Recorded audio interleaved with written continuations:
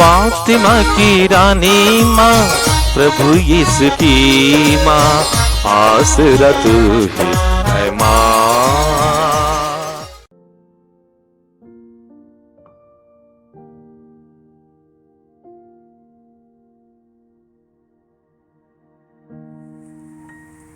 पहला पाठ कुरिन्थियों के नाम संत पौलुस का पहला पत्र, अध्याय 8, पद संख्याएं 1 से 7 और 11 से 13 तक।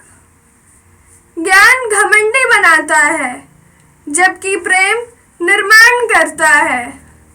यदि कोई समझता है कि वह कुछ जानता है, तो अब तक यह नहीं जानता कि किस प्रकार जानना चाहिए।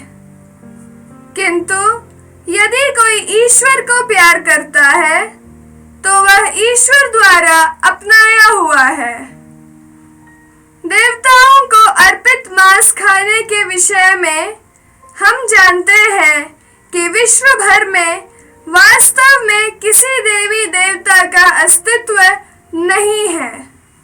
एकमात्र ईश्वर के अतिरिक्त कोई और ईश्वर नहीं है।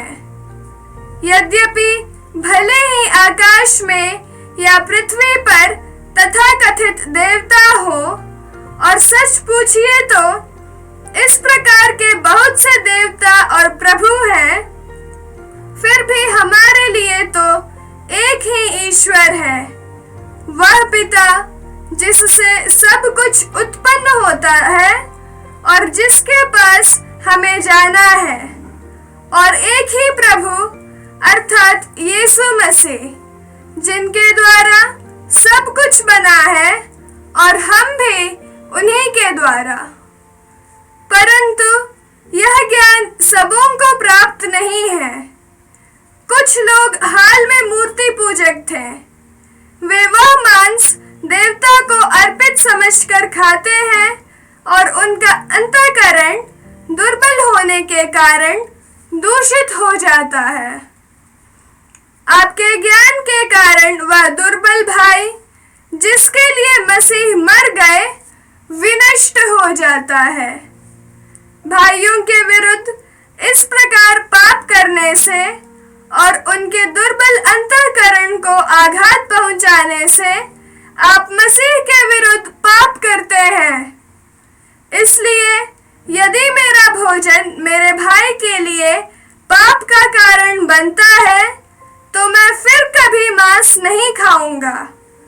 कहीं ऐसा ना हो कि मैं अपने भाई के लिए पाप का कारण बन जाऊं। यह प्रभु की वाणी है। भजन अनुवाक्य। हे प्रभु, मुझे अनंत जीवन के मार्ग पर ले चलने की कृपा कर। हे प्रभु, तू मेरी थाह लेता है और मुझे जानता है। मैं चाहे लेटूं या बैठ जाऊं, तू जानता है। तू दूर रहते हुए भी मेरे विचार भांप लेता है। मैं चाहे चलूं या लेट जाऊं, तू देखता है। मैं जो भी करता हूं, तू सब जानता है। अनुवाक्य। हे प्रभु, मुझे अनंत जीवन के मार्ग पर ले चलने की कृपा कर। तूने मेरे शरीर की सृष्टि की है। तूने मेरी माता के गर्भ में मुझे गढ़ा है। मैं तेरा धन्यवाद करता हूँ। मेरा निर्माण अपूर्व है। तेरे समस्त कार्य अद्भुत हैं। अनुवाक्य। हे प्रभु, तू मुझे अनंत जीवन के मार्ग पर ले चलने की कृपा कर। हे ईश्वर, मुझे परख कर मेरे हृदय को जान ले। मुझे जांच कर मेरे विचारों को पहचान।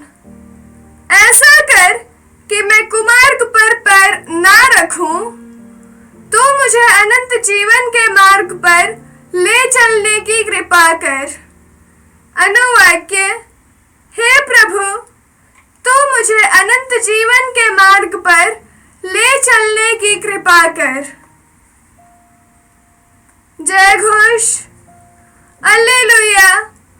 यदि हम एक दूसरे को प्यार करते हैं तो ईश्वर हम में निवास करता है और ईश्वर के प्रति हमारा प्रेम पूर्णता प्राप्त करता है।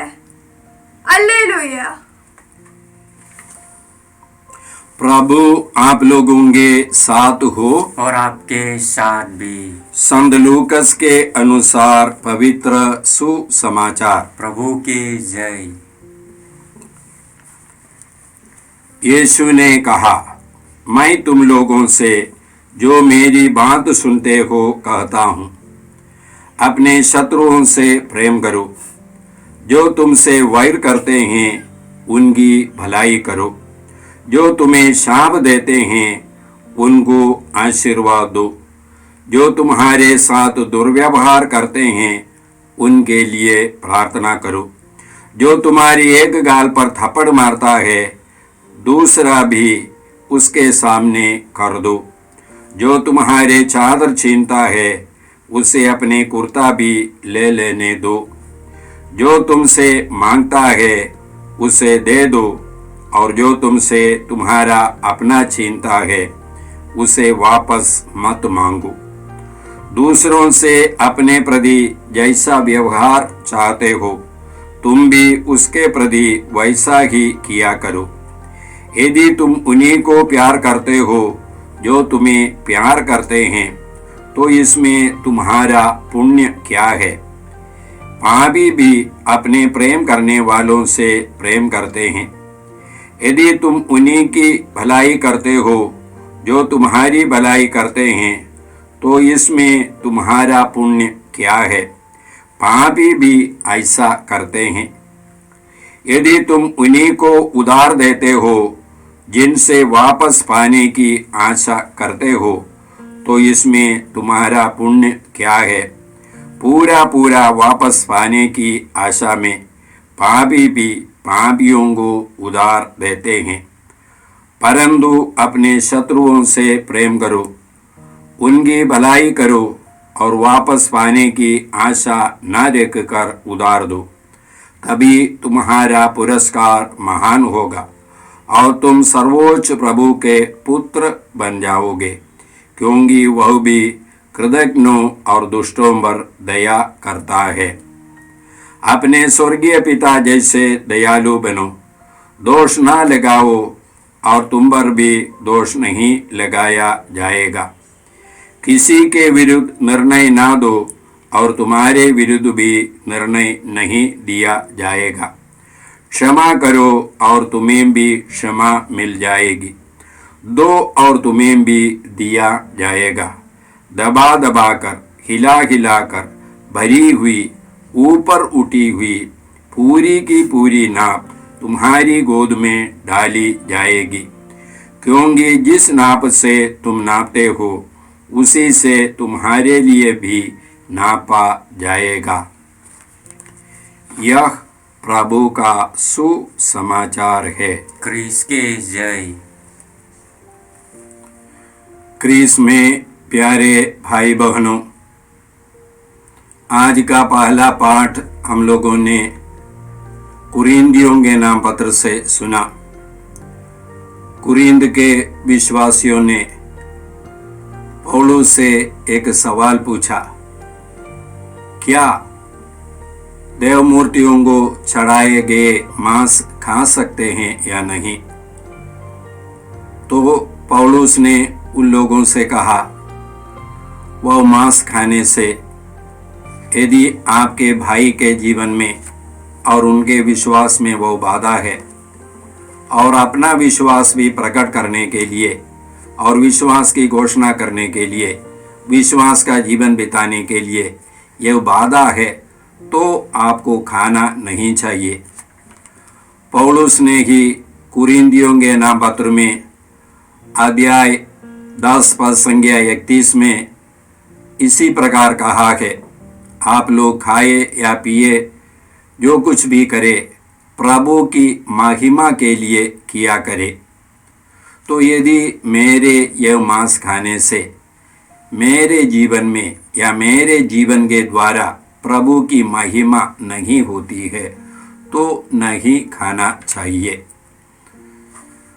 आज के सुसमाचार में हम लोगों ने विशेष करके क्षमा के बारे में सुना। क्षमा के बारे में हम लोगों ने बहुत सारी बातें सुने हैं और यीशु की एक मुख्य शिक्षा है ये बाइबल के अनुसार। तो मैं आज विशेष करके आप लोगों को क्षमा नहीं करने पर या क्षमा करने पर हमारे जीवन में, हमारे आध्यात्मिक और शारीरिक और मानसिक जीवन में क्या फ़ायदा है, इसके बारे में 7 बातें बाइबल के आधार पर बताना चाहता हूँ। पहली बात है, हम लोग संत मत्ती के सुसमाचार 5वां अध्याय के 43 और 43 से 45वां वाक्य तक इसी प्रकार पढ़ते हैं। तुम लोगों ने सुना है कि कहा गया है, अपने पड़ोसी से प्रेम करो और अपने वैरी से वैर। परंतु मैं तुमसे कहता हूँ, अपने शत्रुओं से प्रेम करो और जो तुम पर अत्याचार करते हैं उनके लिए प्रार्थना करो। इससे तुम अपने स्वर्गीय पिता की संतान बन जाओगे, क्योंकि वह भले और बुरे दोनों पर अपना सूर्य उगाता, धर्मी और अधर्मी दोनों पर पानी बरसाता है। तो ईश्वर की संतान बनने के लिए मुझे अपने भाई बहनों को क्षमा करना है। एक यहूदी के लिए केवल यहूदी ही पड़ोसी था, गैर यहूदी वो पड़ोसी नहीं था, वो वैरी था। तो यीशु बोलते हैं उनको भी प्यार करना चाहिए और जो तुम पर अत्याचार करते हैं उसके लिए प्रार्थना करना चाहिए।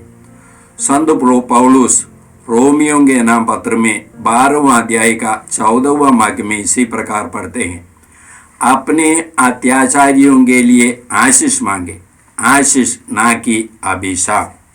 तो पहली बात यही है, ईश्वर की संतान बनने के लिए हमको एक दूसरे को क्षमा करना है। दूसरी बात है, यदि हम लोग क्षमा नहीं करते हैं, यीशु बोलते हैं ईश्वर हमारे बलि स्वीकार नहीं करेंगे। जब हम लोग बलि के बारे में सोचते हैं तो हम लोग मिस्सा बलिदान के बारे में सोचते हैं, वह सही है। जब हम मिस्सा बलिदान में योग्य रीति से भाग लेने के लिए हम लोगों को एक दूसरे को क्षमा करना है। अपने मन में गुस्सा और घृणा रख करके हम लोग योग्य रीति से भाग नहीं ले सकते हैं। इसके अलावा हम लोग माने अपने जीवन एक बलि है। जैसे क्यों हम लोग बोलते हैं यीशु ने क्रूस पर बलि चढ़ाया, इसका मतलब यही है हमारे जीवन के लिए यीशु ने रक्त बहाया, अपने को तोड़ करके दिया। तो जब ये एक माँ बावर्ची खाने में खाना पकाती है, वह अपने परिवार के लिए, बाल बच्चों के लिए बलि चढ़ाते हैं, अपने को तोड़ करके देती है। एक पिता खेत में काम करते हैं, वे अपने को तोड़ करके देते हैं, बलि चढ़ाते हैं। खेत बलि वेदी है, बावर्ची खाना बलि वेदी है। स्कूल में पढ़ाने वाले टीचर वो बलि चढ़ाती है, वह बलि वेदी है। एक डॉक्टर, एक नर्स जो अस्पताल में काम करते हैं, वे बलि चढ़ाते हैं। ये सब बलि वेदी है। माने हमारा जीवन ही एक बलि है। ये बलि पर, ये जीवन यात्रा पर आशीष पाने के लिए हमारे अंदर गुस्सा और घृणा बनाए नहीं रखना है, ये यीशु हम लोगों से कहते हैं। और तीसरी एक बात वही है कि हम लोग रोज रोज हे पिता हमारे बोलते हैं और उसमें एक मांग शर्त के साथ है, हमारे पाप क्षमा कर जैसे हम भी अपने अपराधियों को क्षमा करते हैं। तो हमारे पाप क्षमा के लिए हमको अपने भाइयों को क्षमा करना है। ईश्वर ने क्षमा किया है, लेकिन ये अपनाने के लिए, ये अनुभव करने के लिए हमको एक दूसरे को क्षमा करना है। और हम लोग संत मार्कुस के सुसमाचार में इसी प्रकार पढ़ते हैं, 11वां अध्याय का 25वां वाक्य, जब तुम प्रार्थना के लिए खड़े हो और तुम्हें किसी से कोई शिकायत हो तो क्षमा कर दो, जिससे तुम्हारे स्वर्गीय पिता भी तुम्हारा अपराध क्षमा कर दे। तो यदि हम लोग हमारी प्रार्थना सुनने के लिए हमको हमारे भाइयों को क्षमा करना है, जब हम लोग क्षमा करते हैं हमको क्षमा मिलती है। हम लोग संत योहन के सुसमाचार के 9वां अध्याय के 31वां वाक्य में हम लोग इसी प्रकार पढ़ते हैं, ईश्वर पापियों की प्रार्थना नहीं सुनता है, वह उन लोगों की सुनता है जो उनके भक्त है और उनकी इच्छा पूरी करते हैं। तो यदि मैं पाप की स्थिति में मैं प्रार्थना करता हूँ, ईश्वर नहीं सुनेंगे, तो मुझे पश्चाताप करना है, पाप को छोड़ देना है। और हम लोग इब्रानियों के नाम पत्र में इसी प्रकार पढ़ते हैं। इब्रानियों के नाम पत्र अध्याय 12 पद संख्या 14 और 15, सबों के साथ शांति बनाए रखे और पवित्रता की साधना करे, इनके बिना कोई ईश्वर के दर्शन नहीं कर पाएंगे। आप सावधान रहे, कोई ईश्वर की कृपा से वंचित ना हो, ऐसा कोई कड़वा और हानिकर पौधा पनपने ना पाए जो समस्त समुदाय को दूषित कर दे। तो हम लोग ईश्वर की कृपा से वंचित रहेंगे यदि हम लोग अपने मन में कड़वा और हानिकर पौधा को पनपने पाते हैं, तो हम लोग ईश्वर की कृपा से वंचित रहेंगे। संत याकूब के पत्र में हम लोग इसी प्रकार पढ़ते हैं, चंगाई पाने के लिए हमको एक दूसरे को क्षमा करना है। अध्याय 5 पद संख्या 16, इसलिए आप लोग एक दूसरे के सामने अपने अपने पाप स्वीकार करें और एक दूसरे के लिए प्रार्थना करें, जिससे आप स्वस्थ हो जाए। धर्मात्मा की भक्तिमय प्रार्थना बहुत प्रभावशाली होती है। तो आप एक दूसरे के सामने अपने अपने पाप स्वीकार करें।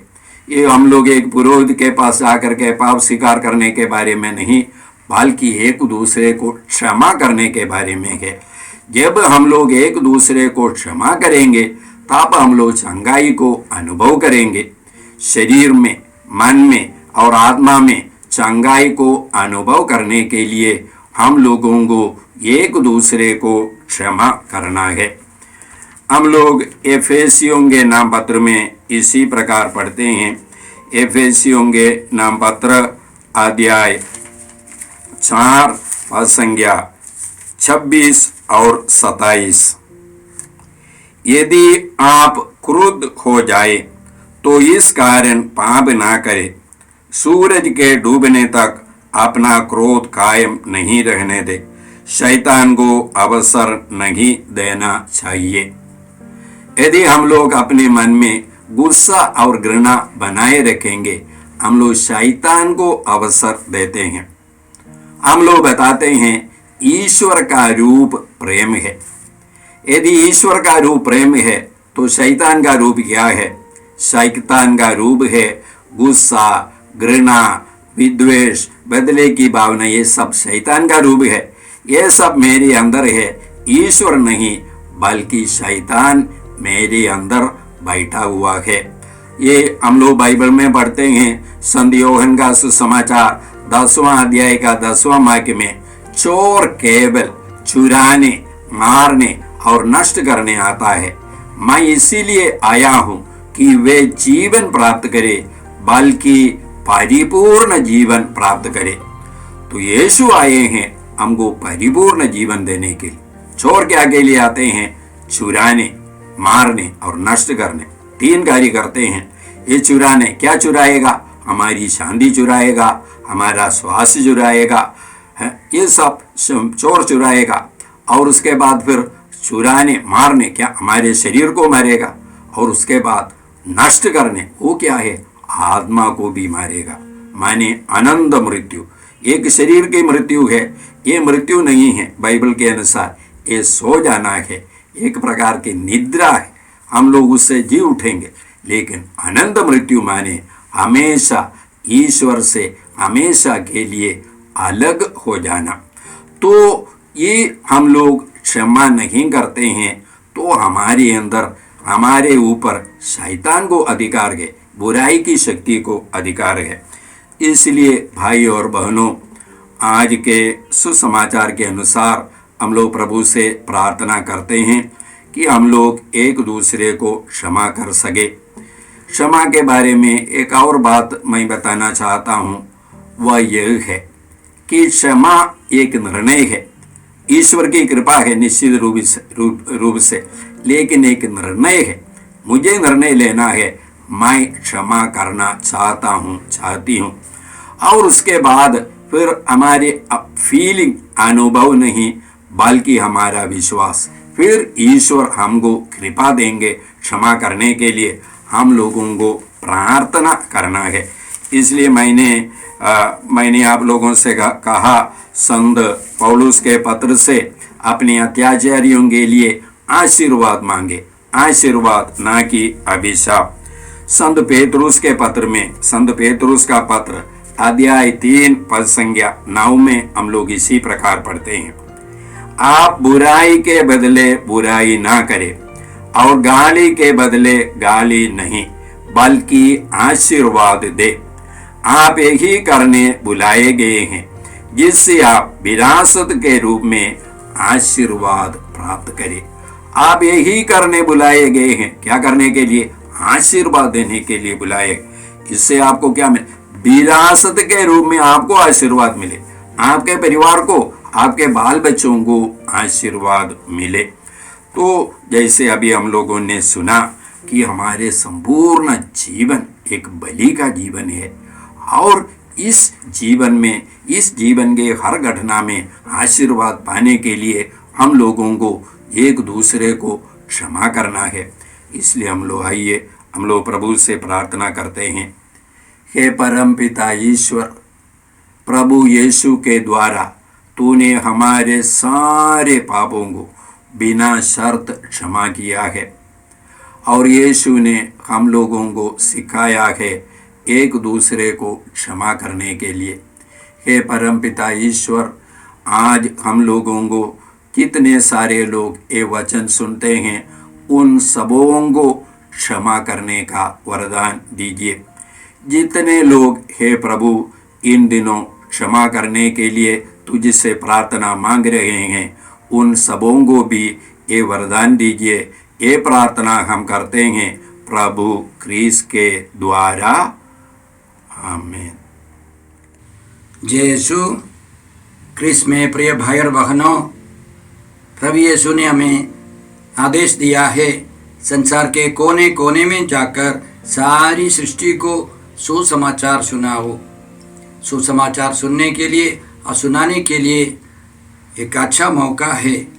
आप कृपया इस चैनल का सब्सक्राइब करें, लाइक करें, शेयर करें, बेल आइकन दबाएं, ताकि यहाँ की नई वीडियोस की सूचना आपको मिलती रहेगी। साथ साथ आप दूसरों को भी प्रेरणा दें इसका सब्सक्राइब करने के लिए। याद रखें, कल के मिसा के दैनिक पाठ और उस पर टिप्पणियाँ आज ही दोपहर के बाद हम लोग अपलोड करते हैं। कृपया आज ही उसको सुनकर कल की तैयारी करें।